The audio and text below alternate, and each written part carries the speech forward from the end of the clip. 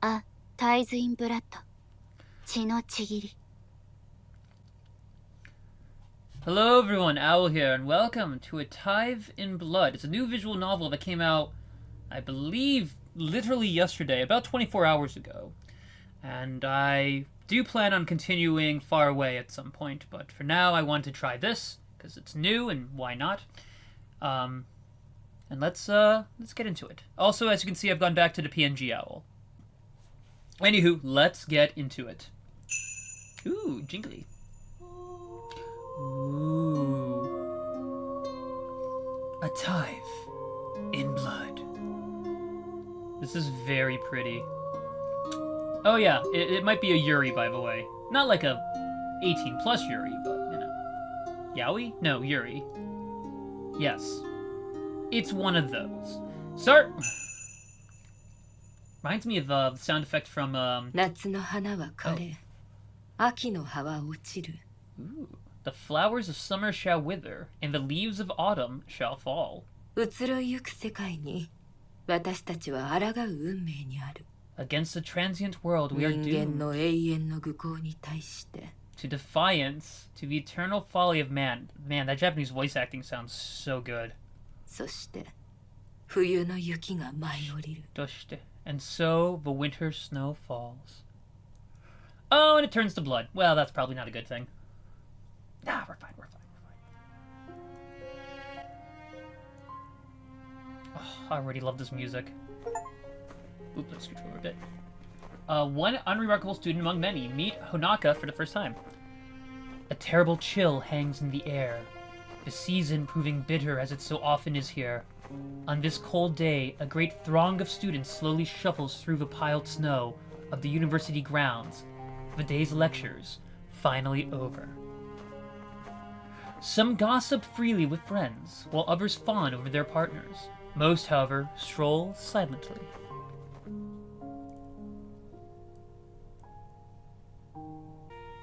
Amidst this sea of people walks one unremarkable student among many, who, despite her yellow eyes, does in fact not have lupus. It went without saying that I'd go to university. I was called smart, clever, intelligent. I quietly liked the praise and saw no reason to fight others. Ambitions for me. As long as people told me I was doing well, I hardly cared what I did. Ah, yes, the curse of the gifted child. I feel that pain. I wouldn't say I have a career in mind, nor any particular plan for the future. I barely chose this way of life at all. I simply fell into it. Things happened around me and I followed the path of least resistance.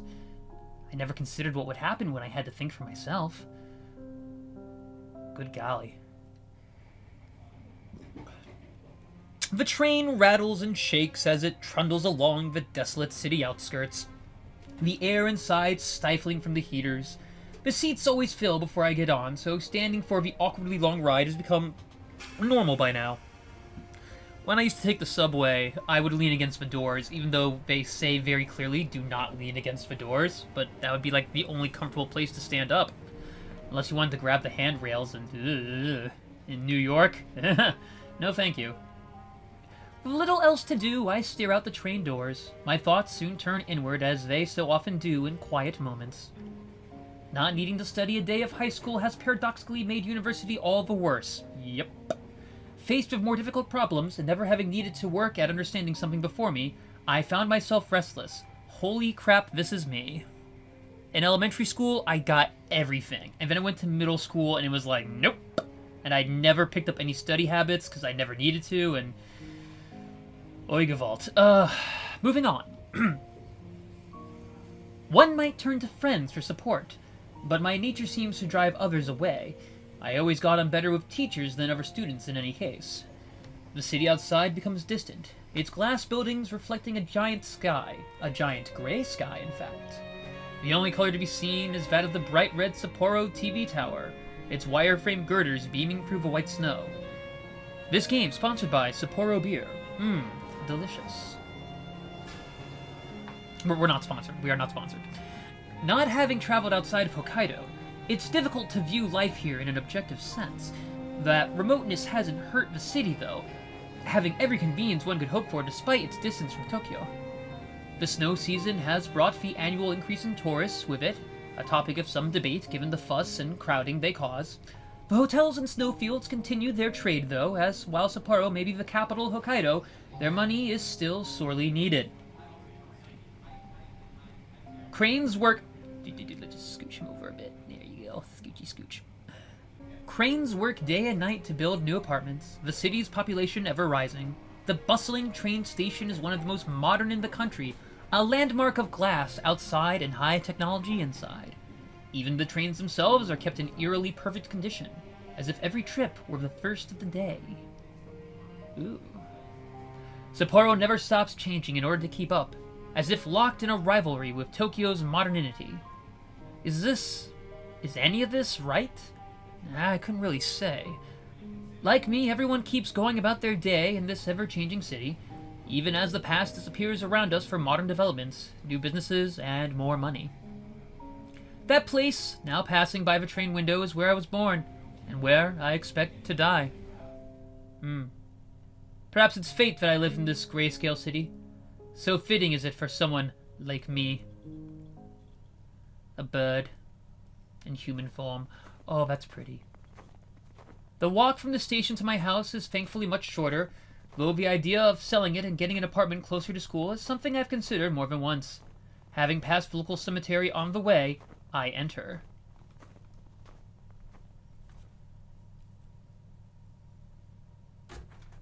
Oh. We're inside. Good. It's getting cold out. Having slipped off my shoes, the patter of feet on wood echoes about as I enter the spacious living room. A flimsy plastic bag carries dinner from a nearby convenience store in one hand, while the well-worn messenger bag for school remains strapped over my shoulder. As my eyes adjust to the light, a familiar unease comes over me. The unease of true solitude. A haunting silence hangs in the air, the room's size only magnifying the effect. Few things provoke this unsettling feeling so deeply as an empty house which shouldn't be.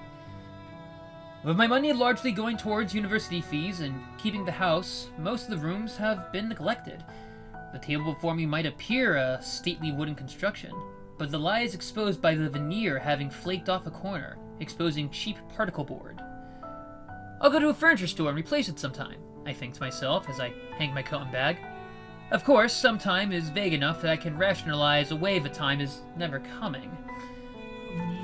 With my food quickly growing cold, the house itself being little warmer than outside, I settle myself down on the cushion. The air soon fills with the studied and monotonous voice of a television news presenter as I begin to eat. The lukewarm set meal is, for better or worse, consistent in the way convenience store food usually is. The same goes for the bitter green tea which washes it down. The occasional click of chopsticks is all that serves to punctuate the uninteresting news report, the woman's voice rattling off the details of another traffic accident from the snow-covered roads. A routine day, much like any other this year. My attention beginning to drift from disinterest, my eyes settle on the cardboard box to the side of the table. I half-heartedly consider throwing it away, but like most, I decide to use it for storage. For what and when, I hardly know. It still has the shipping label attached, now that I look at it.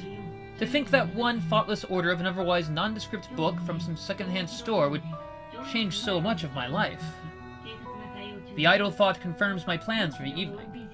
Putting myself to work in order to calm my nerves, I turn off the television and sort the remnants of dinner into burnable and recyclable trash.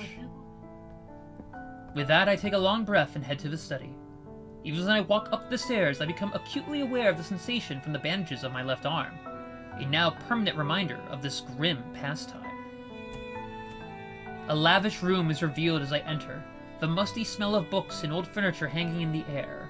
The haphazard collection of antiques and oddities is the result of a year haunting local antique stores and online marketplaces. I love this study. I honestly wish this was my bedroom. I would put my bed right here, and yeah. Of course, being me, I would clutter it up very quickly with random junk, like my actual room. Anything to take my mind off what was happening around me. Oh, a transmutation circle. My eyes move down to the floor. What started as pleasant dark wood is now blighted with remains of dried blood. The stains run deep, no matter how hard I've tried to clean it. The sight going unnoticed by anyone else is one of the few advantages to living alone. Yeah, magic is one of those things you really shouldn't mess with unless you know what you're doing, as the Elric brothers would be the first to tell you. Stepping around the faded remnants of chalk between the wood panels, I stride over to my desk. My laptop full of translation notes lies to one side, while a time-worn, leather-bound book lays open on the other. It's likely the oldest object for many miles around, and treated accordingly. Sorted notes on the nature of blood magic. Oh, so we're starting off with something easy then, of course. Note assortia sulla natura della magia del sangue. The title alone made me curious, a curiosity which soon developed into obsession. Before long, that obsession turned from the intellectual to the practical. With some reverence, I carefully leafed through the pages. The words of the author, one Isabella di Mora, speak across the ages as I scanned the page. Translating the Italian text has been slow going, not helped by its archaic form. What makes it even more interesting is when you realize that Italian is actually a series of languages, not just one, so have fun with that. But what progress I've made has yielded good results. Rather, it's been my body which has slowed me more than anything else. Looking between the floor and book several times, I attempted to visualize the patterns needed to replicate Isabella's experiments. The glyphs and patterns are strange and complex, more than one attempt ending in dismal failure. Realizing I've begun to draw this out to avoid the necessary pain for as long as possible, I set the book down at its opened page and set about the preparations. We've got magic to do. Taking a piece of chalk from the pile of seemingly unrelated items on my desk, I kneel down and begin to retrace the intricate plans detailed in the book's pages, every so often standing to consult the sketches I'm using as guides. There's an odd beauty to the intricate pattern slowly appearing on the floor. One concentric ring is followed by another, mysterious symbols and figures filling the spaces between them. Isabella's process of experimentation and discovery, the result of a great mind imprisoned by her family, has been fascinating to uncover page by page as my translation progressed. Trying to replicate her results would soon prove even more intriguing.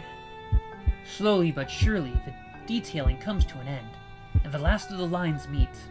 Coming to my feet, I set the chalk back down and set about the more distasteful side of the process.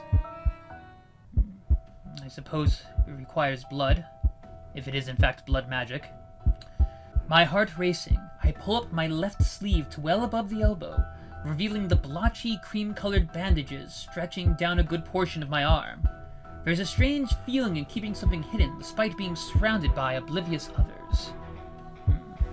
Little by little, I unravel the dressing, leaving enough at the top of my arm to avoid it falling.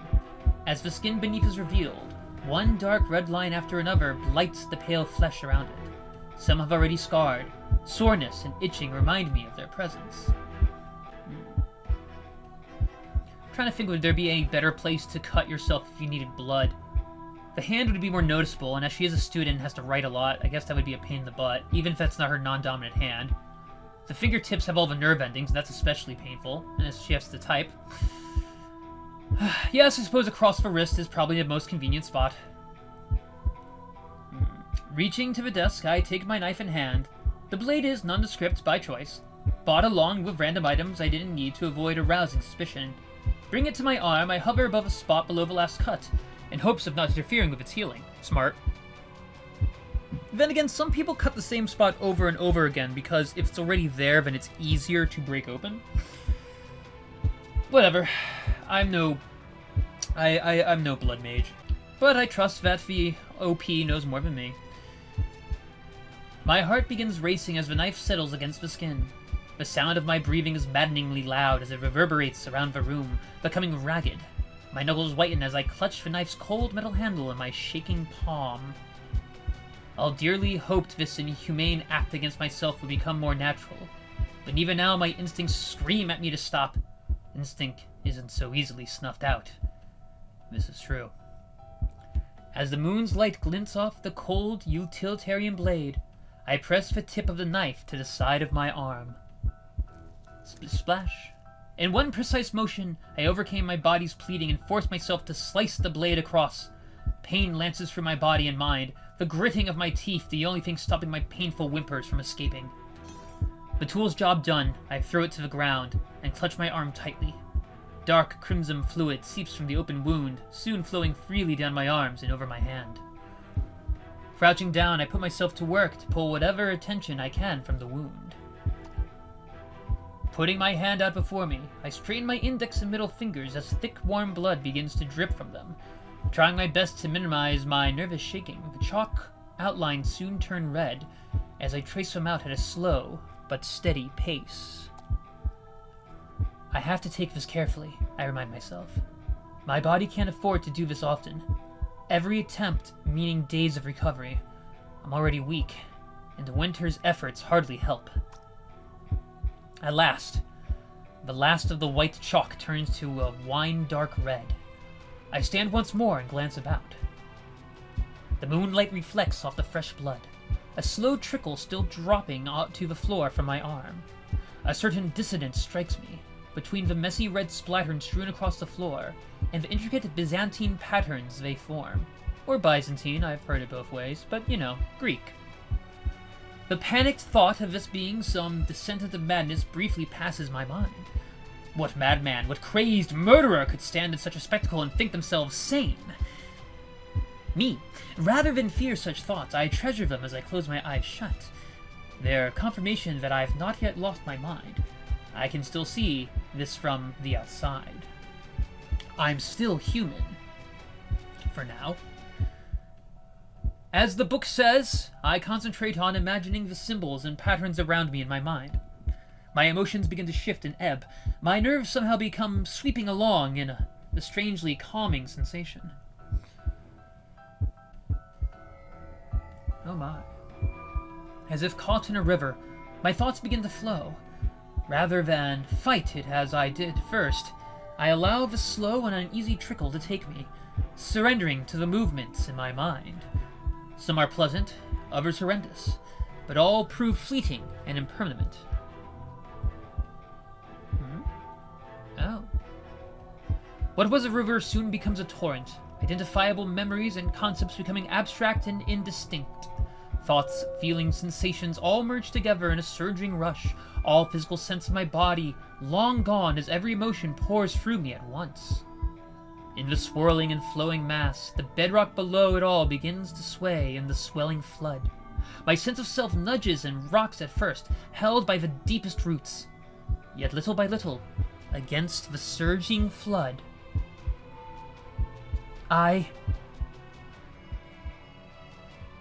oh boy.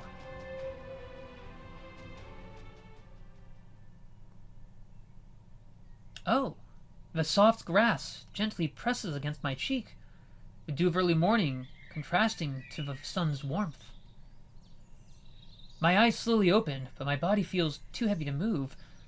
Far from being unexpected, it's now a familiar feeling. My mind, too dull to do anything more. I silently watch the flowers before me gently sway in the breeze, while birds squawk in the far distance. It's all so different, and so warm. As if waking from a terribly long sleep, I warily pick myself up and my senses slowly return. A cloudless blue sky hangs above, with the lush green of the unkept forest surrounding me. It's all so idyllic. Here there's no bright red tower piercing the sullen sky. The world which stretches out before me couldn't be farther from the hustle and bustle of the city I've left.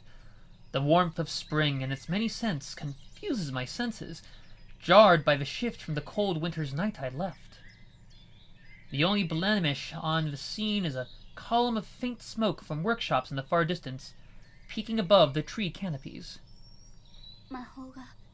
The magic worked. I thoughtlessly say the words to nobody in particular, the nature of what I've done no less surreal to me now than the scant few other times I've successfully managed it. Unfortunately, my senses returning to me also mean that pain is among them. I quickly set about rebinding my bandages, lest anyone here see the scars now disfiguring my forearm. Groaning, I focus on making sure they're done tight and firm before fixing the ends once more.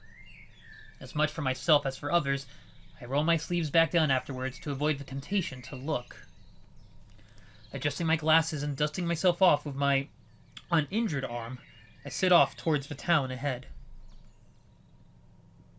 The town of Sapporo. Ah. An empty horse-drawn tram trundles along past my field of vision, the steed's hunchbacked owner patiently letting it trot along at a leisurely pace. He pays me little heed as they pass. He pays me little heed as well, the clatter of hooves blending with the sound of passers-by. So we've time-traveled. The shadows are small, so it must be around noon. The flow of time here always throws me off. As I so often do when I come to this place, I find myself just watching, strolling through as if in a daze, caught up in observing this strange and foreign world. Yet this foreign-feeling world is also strikingly familiar. For reasons unknown, the magic I've been attempting, transference, has reliably transported me here. When I should be in some other country, I instead arrive in the same location, but a century before. The strangely dressed newcomer soon lost her novelty to the people here, few giving me so much as a passing glance as they go about their day. Words can't express how glad I am for the attention fading. Perhaps I should be glad it's the Meiji era. My modern clothing would be just another strange dress to them. Some of those walking before me mix Japanese and Western fashion styles even now, to varying degrees of success. A couple of children run by, happily chasing one another along the street. It all feels so different to the grayscale photos and dry documentaries about the Meiji era, or about history at all. The people here feel alive and varied, from the dour to the cheerful. Oh, very pretty indeed. My idle stroll comes to an end as I reach my usual destination. Outside the kabuki venue stands the brightest person here, happily seeing off someone she'd been chatting to before noticing my arrival. あら、またいらっしゃったのね。 I see we have a visitor. Welcome back, Mrs. Sakawa. こんにちは、安江さん。元気そうで何よりです。 Hello, Lady Yasu. You look well as always. 前にも言ったでしょ。安江でいいって。 Yasue? I've told you before, Yasue is perfectly fine. I'm glad to drop the formalities around at least one person. じゃあ、私のことも。 And just Hanaka is alright too. Despite my best efforts, I willed before her sunny disposition as usual. I'm hardly even able to make eye contact as I mumble my reply.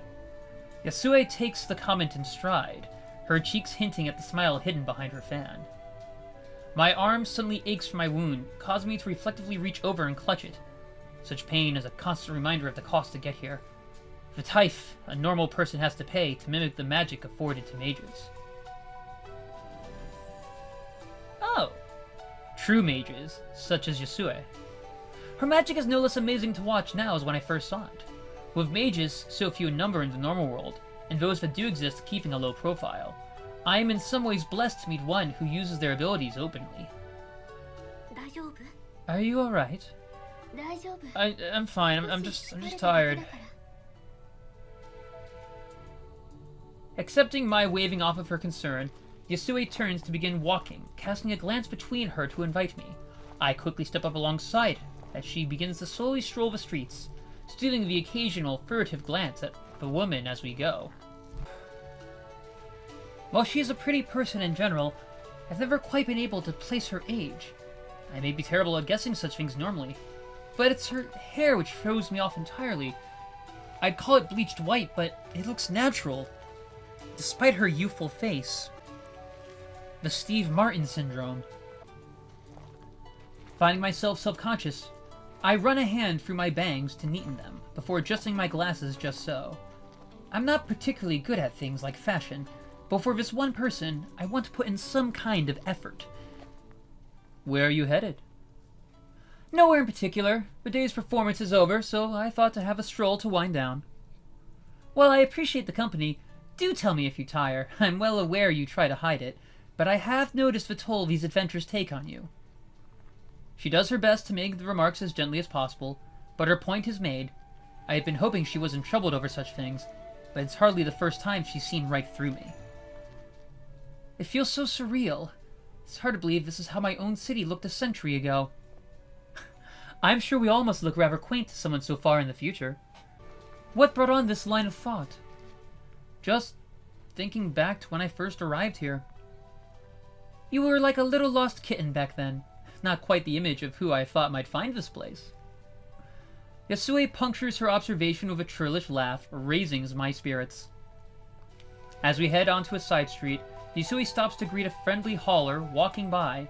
The man happily begins to chat as he adjusts the yoke across his broad shoulders, sacks of goods tied to either end. Not wanting to intrude, I let my thoughts drift back once again. I stumble about in the grips of terror for some time, wandering into the town knowing nothing of where I was or how to escape. Nearly frozen in fright, I slinked along the side of the streets, onlookers struck by the bizarre clothing I wore. How fortunate I was for some children to run and fetch Yasue. When she first caught sight of me, I wondered which of the two of us was the more surprised. She sensed I was of a different time than the others, and took me under her wing without a second thought. Even now, I still feel like her helpless kitten. She doesn't know the scene in my world which led to that first journey, though I wonder if she'd think differently of me for it. As the hauler shovels off and we start walking once more, Yasue speaks up. Few of our conversations are started by me, though she seems pretty unperturbed by this. How have you been? You spoke of life being peaceful? Peaceful? I suppose so. Things are largely the same as ever. I go to school, come home, eat dinner, sleep. As for you, this whole world only contains Sapporo and its people, right? Yasue nods solemnly. I dislike reminding her of the fact, but I have only the most vague understanding of such things. When we were sealed away all those years ago, this world became an unchanging one. That's all will ever be for us, I suppose. Well, until you arrived. Imagine my shock to have someone from the real world arrive after so long. She giggles, once more smiling to herself at the memory. How easily she laughs off her own past awkwardness. The first impression I had of Yasue was perhaps the expected one. So many photos blend together of people in formal outfits and stiff poses, and stern, serious faces. While they may try to humanize history in school, there's only so much museum trip or classroom lecture can do. My preconceptions would be dispelled in moments. In so many ways, she juxtaposed her ladylike properness with a carefree spirit. Her hair is lavishly cared for, yet flows freely rather than being tied up. Her speech is archaic and uses long, obsolete words, only for her to chat naturally and openly. She dresses traditionally, yet gestures widely and wears her emotions on her sleeve. I know full well I'm be going over every conversation we have in my head for days, if not weeks to come, angsting over every misstep or hesitation, and overthinking every expression or pause. Yet Yasue will do no such thing. Everything flows off her. It's graceful in a manner, albeit not quite in the way I expected that word to be used for someone of an era of barely past samurai and daimyo. Sorry if I'm a disappointment. If I could save you from this world, I would. You may not be a grand mage, but I'm glad to have met you. Perhaps it's for the better that the first to come here would be someone like you. Not knowing how best to react to her praise, I bashfully look away. My driving desire to be complimented is one of my uglier traits. I can only hope it's one of the few things Yasue hasn't perceived of me. I soon realize I've been rubbing my arm out of anxiety. For all her praise, I still feel as if I'm telling a lie by omission. How would a mage react to finding that one before them is some regular person, mimicking their abilities through such methods? May I ask you a question on that topic? Feel free not to answer if you prefer. Go ahead. How old are you? I must admit, you seem young for a mage of this skill. The jump to topic forces me to think over the answer for a moment. I can't will myself to tell the truth when she gives such a convenient excuse not to. I turned 20 a few weeks ago, I think. So you haven't... She trails off before finishing her sentence, her expression concerned. I'm left at a loss for words, only growing worse as the spark of realization brightens her face. Yasue? Follow me, please. I promise I'll make it worth your while. Once again, I find myself working to catch up with the cheerful woman. Dim lamps struggle to illuminate the tables around us. The izakaya's air filled with the chatter of patrons and the heavy scent of tobacco. With liquor flowing freely and so many in a tight space, the air has taken on a distinctly muggy feel. Many of the animated faces around us flushed a bright red.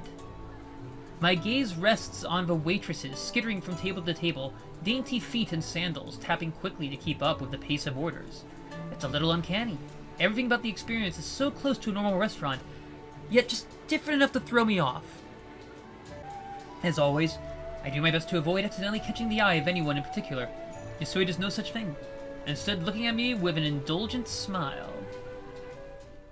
I'm not sure I understand. Is this for my birthday? It's really not a big deal. At this, Yasui makes the show of pouting. You never let me spoil you. I know your world has many lovely things, but I'd like to treat you at least once with what we have to offer. It's not like I mind, it's just... Old man, some local beer for this young lady, if you please. The man beyond the counter, as yet unseen, yells out his agreement in a hoarse voice. Wait, I mean, I'm still 20, I haven't even tried drinking yet. And what better time to try? I easily give up my protests in light of how happy she is to be treating me like this. I had been too shy to fumble my way through dealing with a bar. I wouldn't know what alcohol would be good to start with in the first place. Our drinks arrive quickly, the old man, perhaps the owner, personally bringing the bottles and glasses to our table. Yasui doesn't notice my confusion as she stops to pull out the cork in each. Even I know these usually have bottle caps.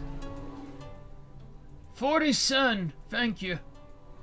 Yasui quickly obliges, passing him 2 odd silver coins.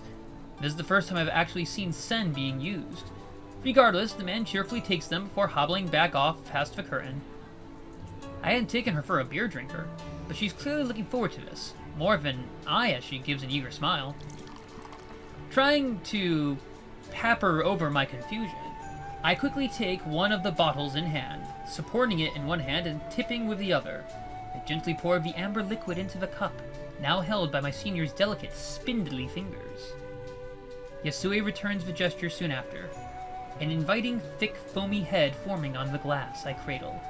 A calmly bubbly beer gives off a floral scent, a sharp contrast to the mess of crimson which brought me here. The smell of blood now uncomfortably familiar. I peer over my drink to Yasui, her gaze patiently gauging my reaction. Perhaps it's my distrust of others or my own anxieties causing me to overthink every gesture, but I find myself unable to plainly accept what should be a kind gesture.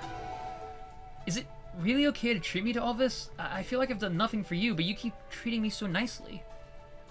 You don't want to celebrate your birthday? No, it's not that at all, it's just... I had expected Yasui to defend herself. Instead, she stares at me intently, as if examining an interesting specimen before her. Maybe this is no different to how we've been interacting this whole time.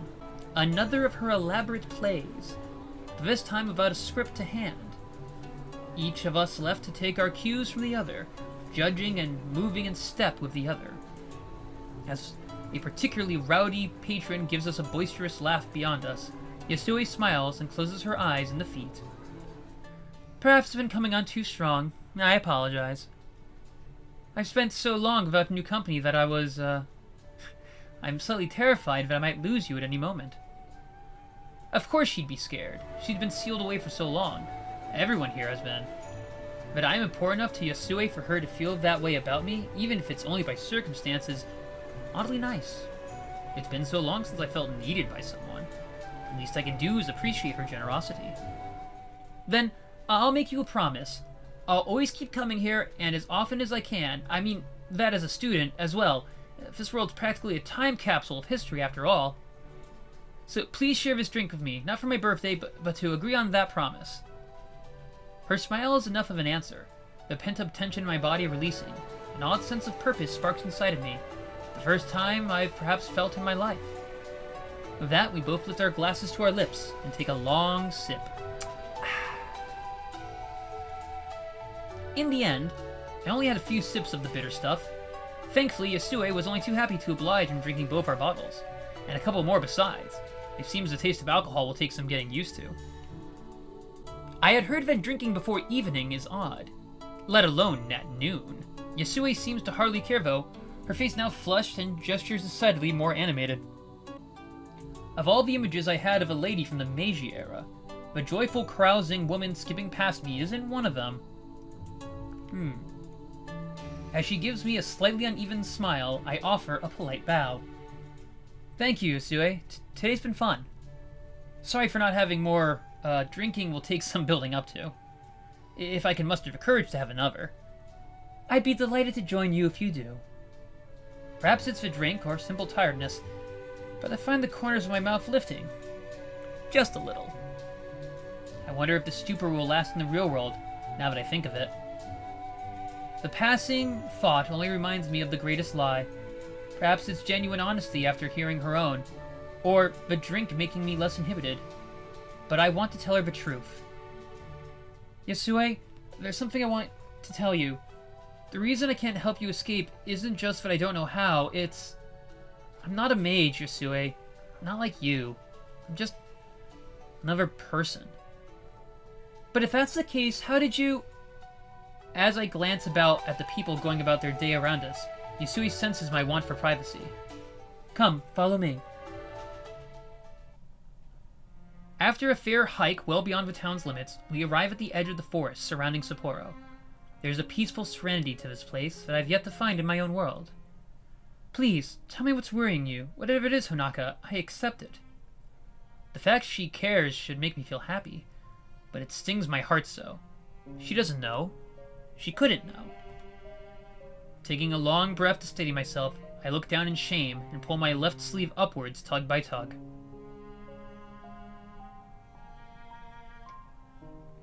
Before long, the bandages show.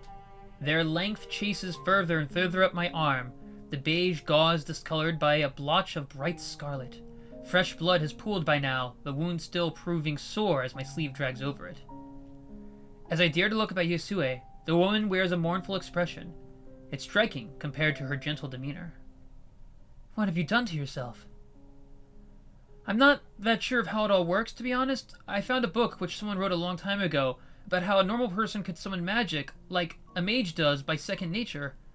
Somehow, I'm not sure of the mechanics, it lets me do things like this, but it needs my blood to work. They called it blood magic, in Italian anyway. In response to my fast-paced explanation, her eyes close. I can see the gears turning inside, the connection between my general frailty and rapid exhaustion when visiting now plain. Hanaka. I know what she's going to say next. Neither of us want to hear the words. It's not as if I'm dying or anything. It's hard on my body, but I can admit that. But for this... Please, Yasue, I want to keep seeing you. She thinks for some time before giving a heartbreaking smile of defeat. I can't very well force you to stop, can I? I'd rather she have scolded me. Without any further defense to be made, I fall silent while looking at nothing in particular. Take care of yourself, Hanaka. I'm glad to have met you. You have no idea how so. Please, don't do anything that would risk your life. Do you understand? I understand.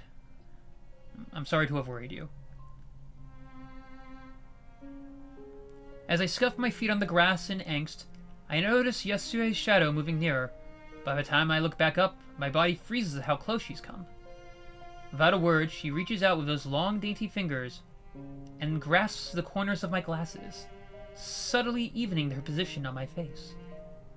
With that, Yasue steps back and smiles simply. That's what we elders are meant to do, silly. Her point made, Yasue's smile wears off. The time to say goodbye draws near.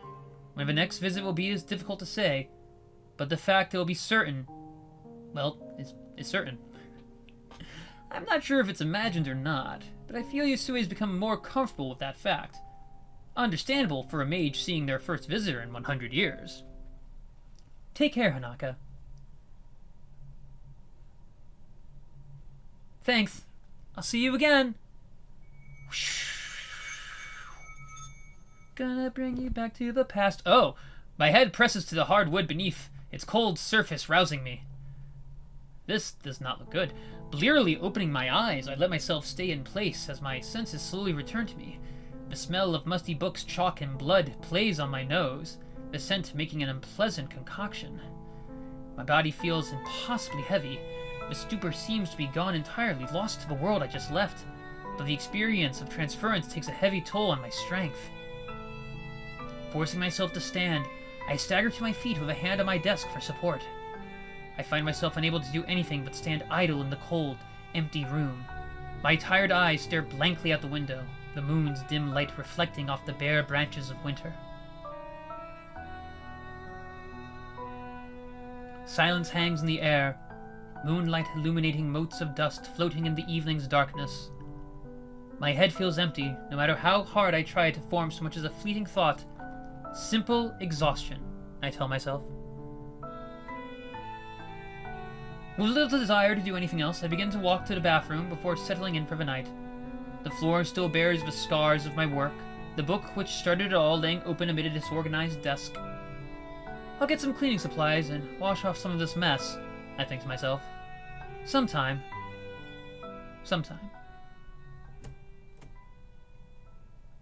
Ooh. We've had an adventurous evening, it would seem. 夏の花は枯れ、 Ah, 秋の葉は the flowers of summer shall 移 winter. ろいゆく世界に私たちは抗う運命にある。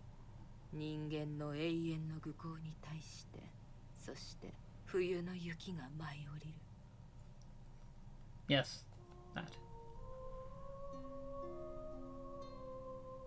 Scenario and concept, Suriko. Oh, so I guess this is the end of part 1? Character design Kabuta. We're getting credits? Wait, I'm very confused. Scripting, Papaya. It is very beautiful.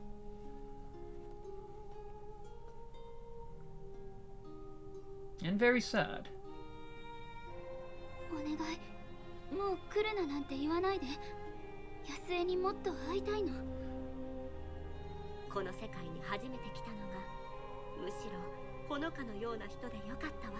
私はいつもどんなに些細なことでも世の中を We have 正 not したい met って this 思っ person てる。 yet. あの生活を Or these people. されていたものを知ってからは自分の手が血で汚れているように思えてならなかった。結構よ。私を憎みたければ憎めばいい。 あ、タイズ・イン・ブラッド。血のちぎり。 End of chapter 1. I'm assuming.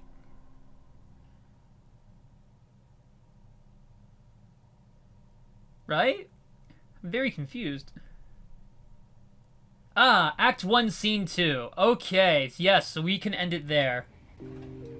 Alright, thank you guys for watching. That was Act 1, Scene 1 of Blood Tithe. I think I'm going to keep going with this. I also have to finish Far Away at some point.